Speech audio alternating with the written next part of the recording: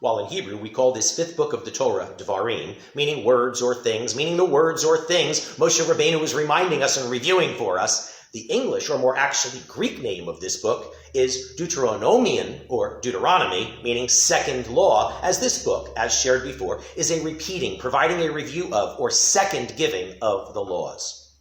Laws are an important part of any well, or at least reasonably well, functioning society, and our history well shows that. The word Torah is even said to mean law, or more technically correctly to mean teaching. Our covenant with God is an agreement that we will follow a set of moral and religious laws or teachings as provided in the Torah.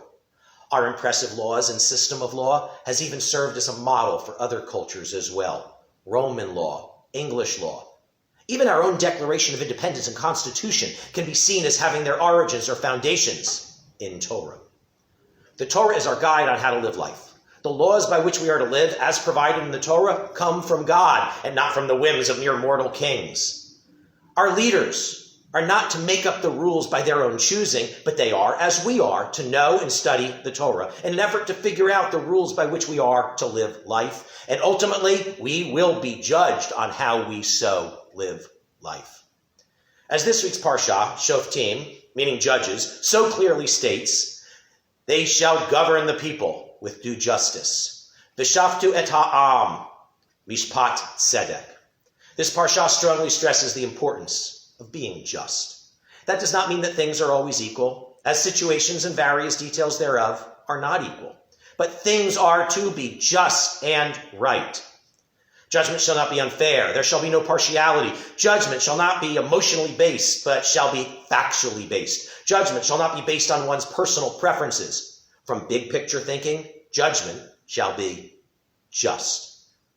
As is so simply put in this parsha, as should be such a regular part of our existence. Tzedek, tzedek, tirdof. Justice, justice shall you pursue. We are to be focused on justice. We are to be ruled by what is just and right, not by our personal feelings or emotions. We are to pursue actual facts. We are to see the big picture. We are to follow the Torah. We are not to accept false testimony. Personal bias and desires are to be disregarded. We are to judge and be judged justly. We are not to act presumptuously. We are not to judge or be judged based on feelings. We are to judge or be judged based on facts. It is shown that perceptions can be misleading. Thus, this parsha strongly states that a single witness may not validate against a person. One witness is insufficient. There should be two or more witnesses. Furthermore, we must not live in fear. We must have courage to do that which is right. And the Torah is here to teach us that which is right. The Torah is to be the foundation of our society. It is here to teach us how to live rightly.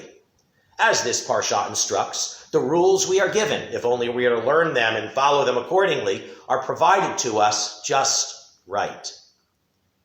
Uvitei sur min ha-mitzvah yamin usmol, and not deviate from the instruction to the right or to the left.